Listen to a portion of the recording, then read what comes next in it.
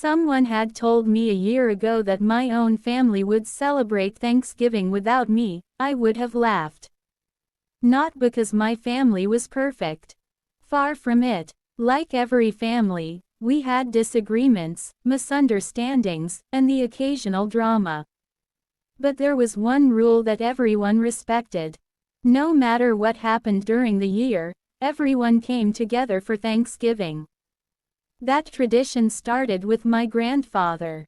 For over 40 years, Grandpa hosted Thanksgiving at the same house.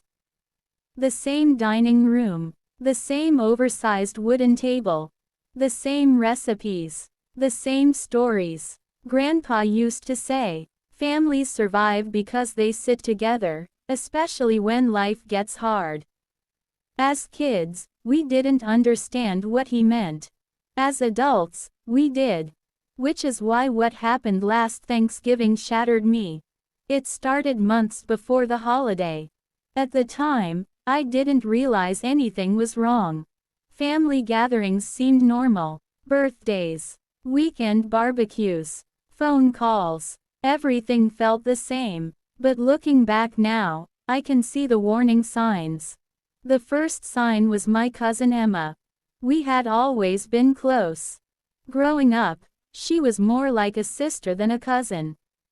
But suddenly she became distant. Messages went unanswered. Calls weren't returned. Whenever I attended family events, she seemed uncomfortable around me. I assumed she was dealing with personal problems. I never imagined I was the reason. Then my Aunt Karen stopped inviting me to Sunday lunches. Again, I ignored it. People get busy. Life happens. I didn't want to overthink things. Unfortunately, I should have. 3 weeks before Thanksgiving, the strange behavior became impossible to ignore. One evening I called my mother. We talked about work, life, and holiday plans.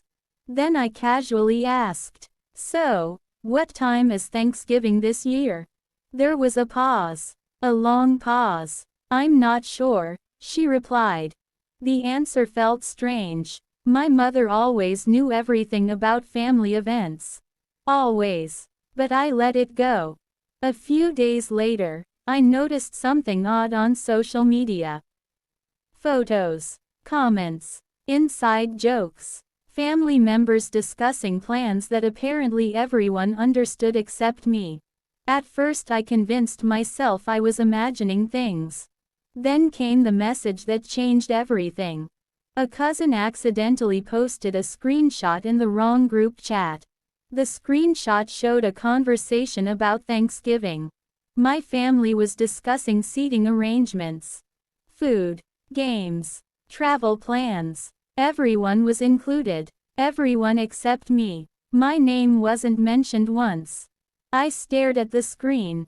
Confused. Then hurt. Then terrified. Because suddenly a horrifying possibility entered my mind. What if they were doing this intentionally? What if my exclusion wasn't an accident? I spent days trying to rationalize it. Maybe there was another group chat. Maybe they forgot. Maybe invitations hadn't gone out yet. But deep down I already knew the truth. Thanksgiving morning arrived. No invitation. No call. No text. Nothing. For the first time in my life, I wasn't welcome. I woke up early anyway. Part of me still hoped someone would contact me. They didn't. Around noon, social media confirmed my worst fears. The family had gathered at Grandpa's house. Cars filled the driveway. Children ran through the yard. Everyone was smiling. Everyone was celebrating. Everyone was together. Except me. I felt physically sick. I turned off my phone and sat in silence. Questions flooded my mind. Why? What had I done? Why hadn't anyone spoken to me? Why had everyone agreed? The worst part wasn't being excluded. The worst part was realizing dozens of people had participated in the decision. Not one person stood up for me.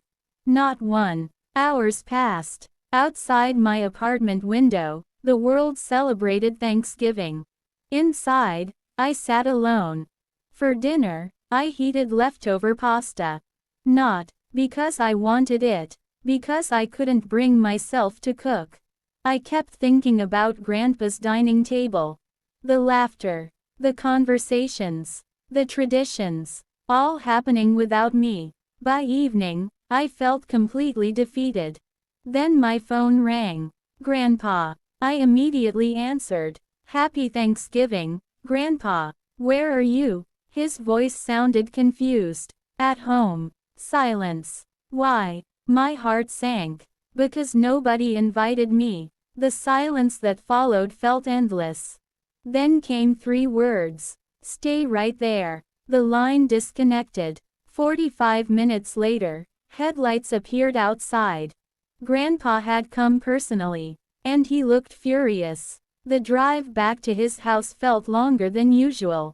Neither of us spoke. When we arrived, the celebration was still going. Music echoed through the windows. People were laughing, completely unaware of what was about to happen.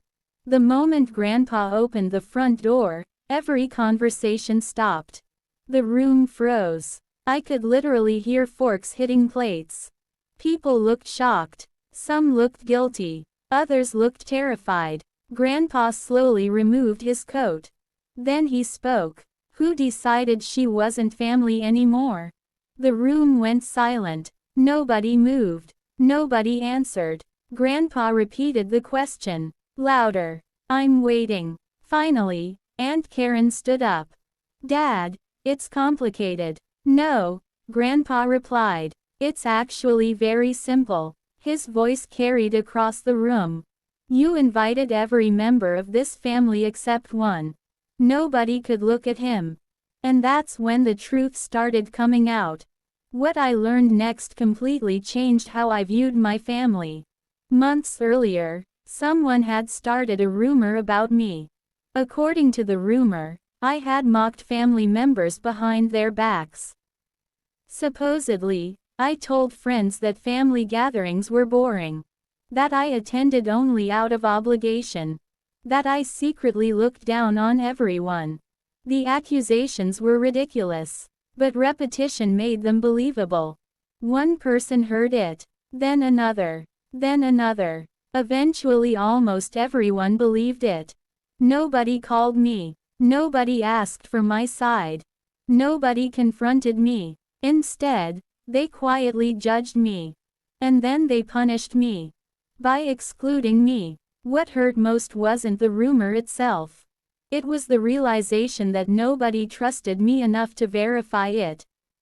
Years of memories. Years of loyalty. Years of love. Destroyed by gossip. As people confessed what happened, the room became increasingly emotional. Some relatives cried. Others apologized. Several admitted they never fully believed the rumor but were afraid to challenge the group. That hurt almost as much. Because silence can be just as damaging as lies. Then something unexpected happened. Grandpa sat down. For several minutes, he said nothing. The room waited. Finally he looked around the table. You know what disappoints me most? Nobody answered. The rumor isn't the problem. People exchanged confused looks. The problem is character. The room became silent. Grandpa continued. A family member was accused of something. Instead of asking questions, you held a trial without her. Nobody could meet his eyes. You acted like strangers. The words hit hard. Because they were true. Then Grandpa revealed something none of us expected. Months earlier, he had actually heard the rumor. And he investigated it himself. He spoke to multiple people. Checked details. Compared stories. And quickly realized none of it made sense. He knew the rumor was false. What I didn't know, he said quietly, was that all of you were planning to exclude her. The guilt in the room became overwhelming. My cousin Emma started crying uncontrollably. She admitted she had accidentally misunderstood a private conversation and repeated it. What began as confusion became gossip.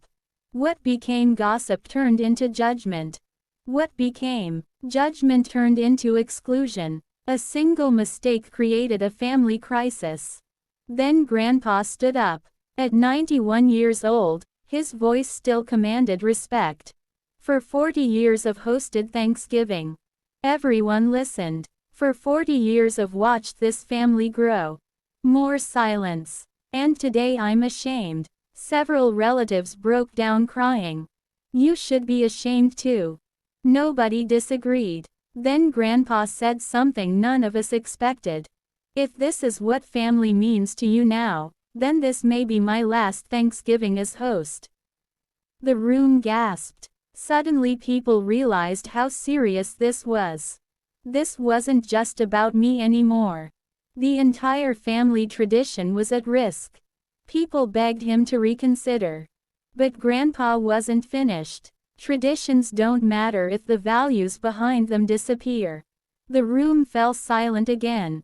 He was right. A beautiful dinner means nothing if people treat each other poorly. For the next 2 hours, conversations became honest. Painfully honest. People admitted mistakes, acknowledged failures, took responsibility. Some apologized directly to me. Others apologized to Grandpa. Many cried. And for the first time all day, healing began. Near midnight, Grandpa raised his glass. Everyone followed. His hands trembled slightly with age. But his voice remained steady. Family isn't about perfection. The room listened. Family is about grace. Silence. We all make mistakes. More silence. But when someone makes a mistake, we talk to them. We don't abandon them. Tears filled my eyes. Around the room, others cried too. Then Grandpa looked directly at me. You belong here. Those 3 words meant more than anyone could understand.